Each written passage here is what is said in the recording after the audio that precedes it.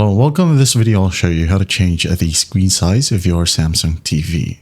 Alright, if you find this video helpful, please leave a like and subscribe to the channel for more such tutorials. Now first up, go ahead and open up your Samsung TV and all you got to do is navigate to settings. Now, if you don't know how to do so, you can go ahead and open up your remote and find either the home button or the settings button, okay? You'll be able to see a gear icon with 1, 2, 3 besides it or below it.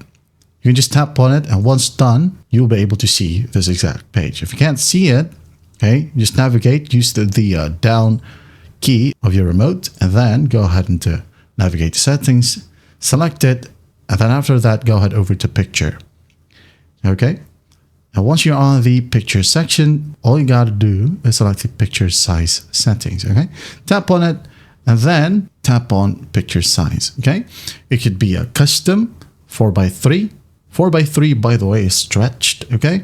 16:9 is the native resolution, or in other words, the widescreen version, okay?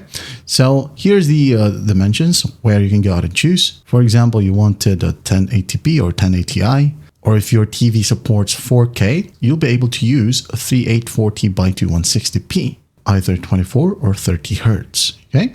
Again, if and only if your TV supports it. All right, now just basically test the picture size right here. If you want to, you could go out and select fit to screen as well. Let's say, for example, you got these black bars, okay? You can go ahead and fit to screen. For example, you're trying to use 4:3, okay? If it doesn't fit, you got the black bars, well, just go ahead and select the option, fit to screen. All right, there you have it. That's how easy it is to change screen size on Samsung TV.